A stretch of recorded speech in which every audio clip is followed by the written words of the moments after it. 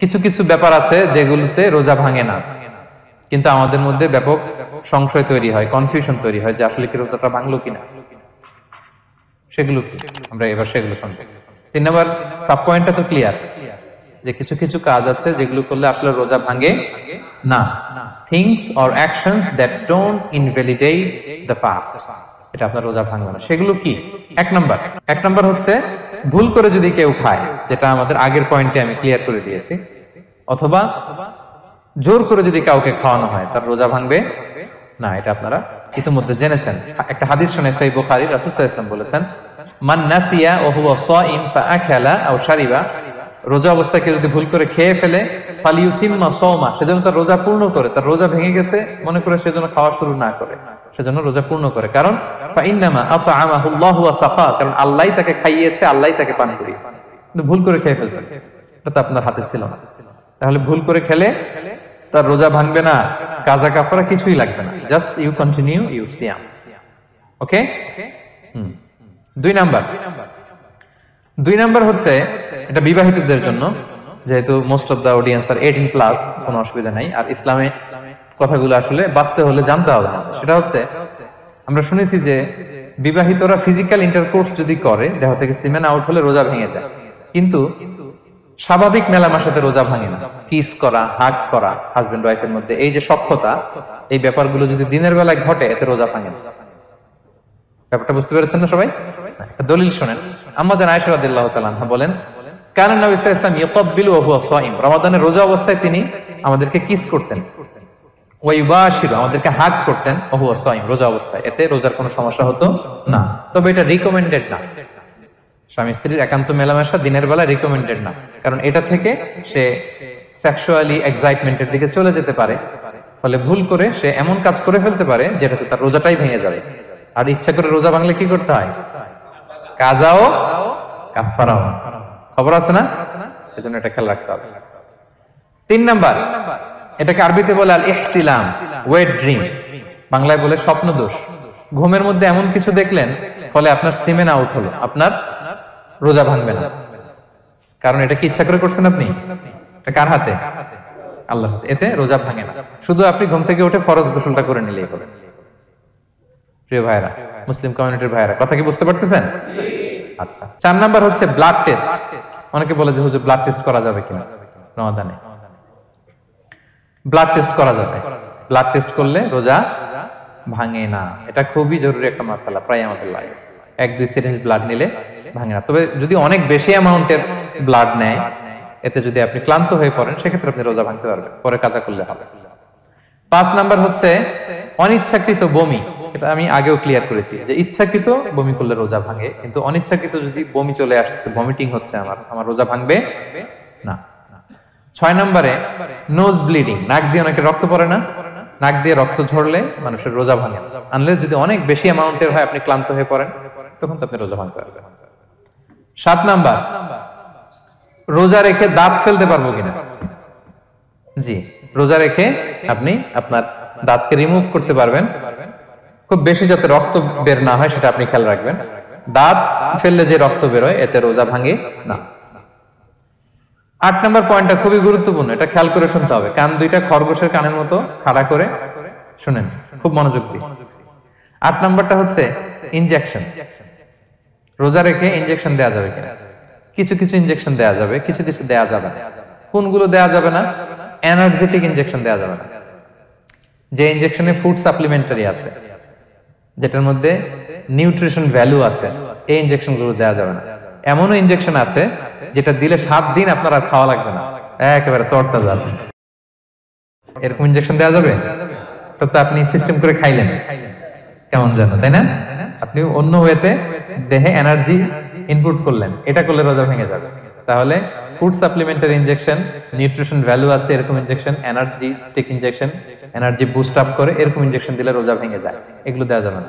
কিন্তু pain killer যে injection গুলো আছে এটা দিতে পারবেন।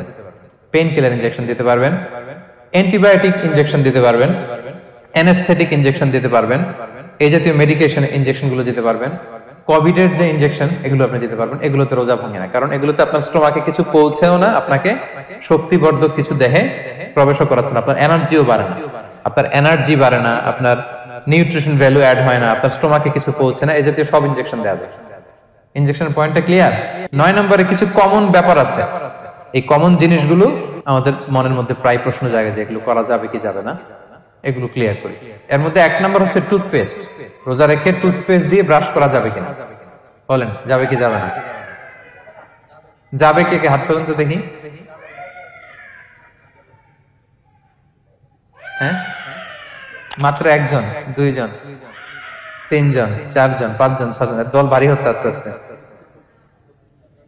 হ্যাঁ, টুথপেস্ট দিয়ে ব্রাশ করা যাবে কি যাবে না? যাবে মাত্র 5 জন। আর যাবে না কয়জন দেখি?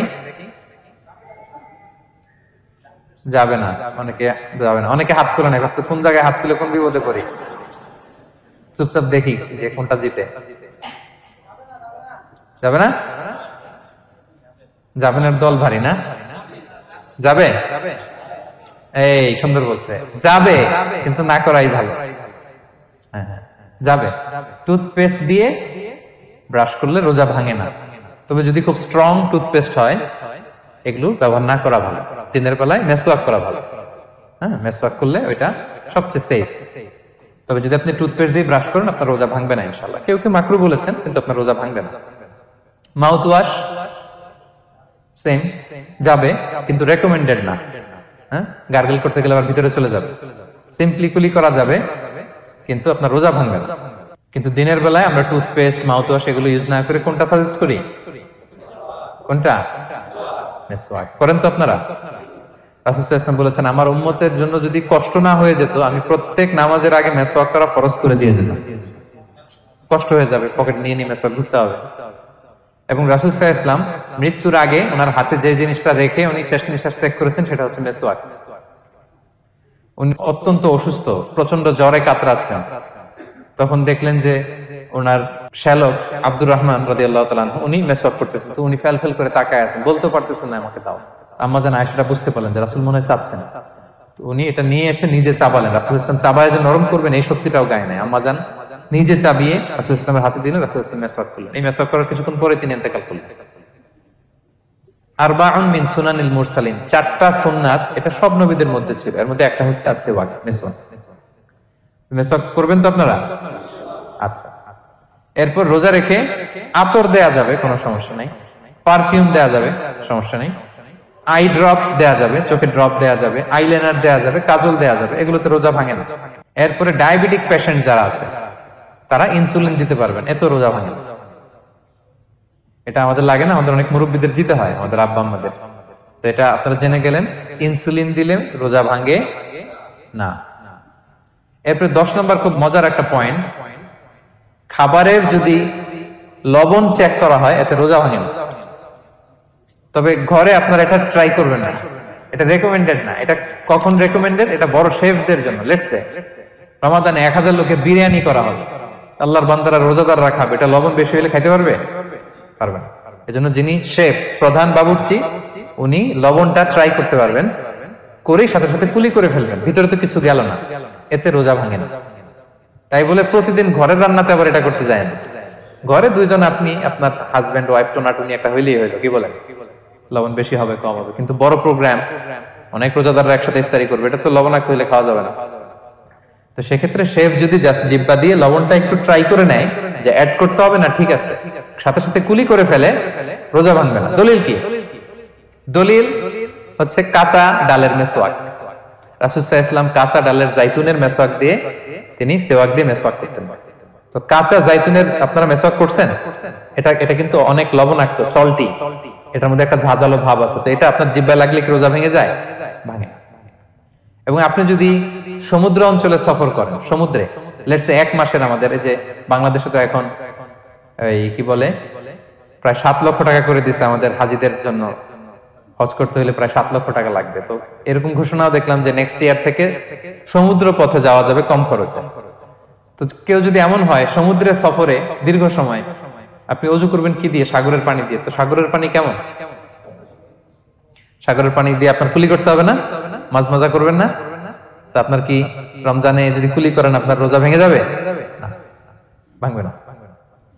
তো এ থেকে স্কলাররা দলিল নিয়েছেন যে এরকম জরুরি প্রয়োজন হলে আপনি খাবারের স্বাদটা লবণটা দেখতে পারবেন, সাথে সাথে কুলি করে ফেলবেন, এতে আপনার রোজা ভাঙবে না ইনশাআল্লাহ বিইজনিল্লাহ। অনেকে প্রশ্ন করে এনজিওগ্রাম করা যাবে কিনা। এনজিওগ্রাম এগুলো করা যায়, এই যে হার্টের পেশেন্টদের জন্য এখান থেকে একটা এই ক্যাথেটার ঢুকায়, যদি এটার মধ্যে ওষুধ লাগানো থাকে তো এটা হার্টের দিকে যায়, এটা স্টোমাকে যায় না, এগুলো করা যাবে। তাহলে এই বিষয়গুলো অলমোস্ট মুত্তাফাক আলাই, মানে সর্বসম্মতিক্রমে এতে আপনার রোজা ভাঙবে না ইনশাআল্লাহ বিইজনিল্লাহ। এই পয়েন্টটা ক্লিয়ার না? ক্লিয়ার।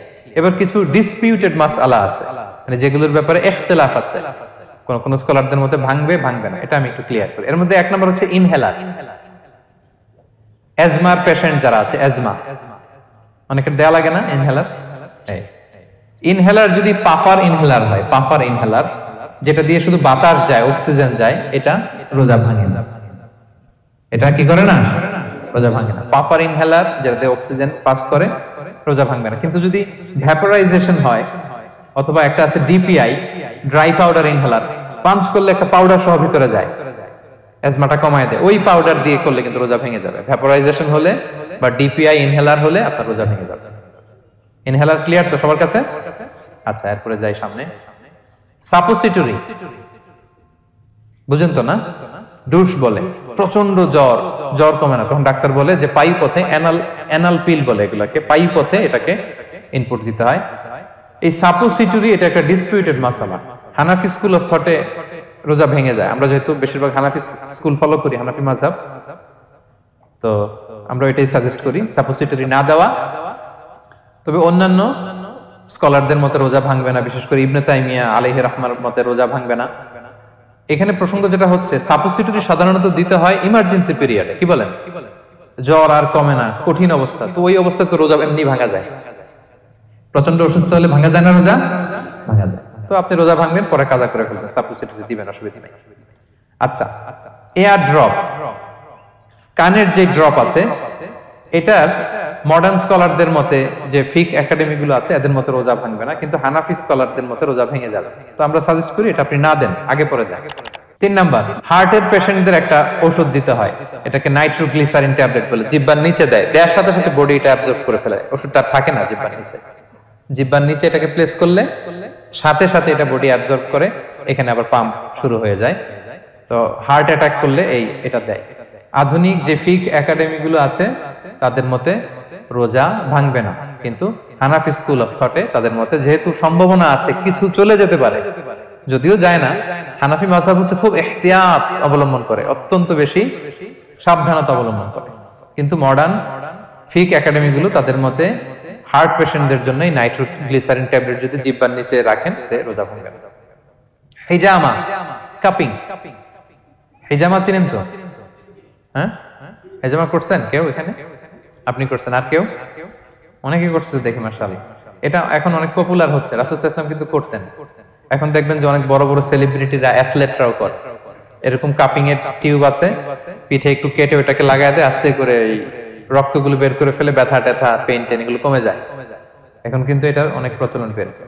হানাফি স্কুল অফ থটে হিজামাতে রোজা ভাঙে না, অন্যান্য স্কুল অফ থটে ভাঙে। তো হিজামা তো ইমার্জেন্সি কিছু না, আমার দিনের বেলায় কেন রমজান মাসে হিজামা করা লাগবে, আমি ইফতারের পরে হিজামা করলাম। আচ্ছা, ব্লাড ডোনেশন করলে রোজা ভাঙবে কিনা? এক ব্যাগ যে রক্ত নেয়, ভাঙবে কিনা? হাম্বালি মাযহাব অনুযায়ী ভেঙে যায়, হানাফি মাযহাব অনুযায়ী ভাঙে না। আমরা হানাফি স্কুল ফলো করি, সো আপনি ব্লাড ডোনেট করতে পারবেন, ভাঙবে না। তবে অনেক ব্লাড ডোনেট করার কারণে যদি আপনি অসুস্থ হয়ে যান, দুর্বল, ওই অসুস্থতার কারণে আপনি ভাঙতে পারবেন। তবে এটা রেকমেন্ডেড, যদি ব্লাডের কারণে মুমূর্ষু রোগীর জীবন যায় অবস্থা, তখন অবশ্যই আপনি ব্লাড ডোনেশন করবেন, যাতে করে একজন মুমূর্ষু রোগী জীবন ফিরে পায়।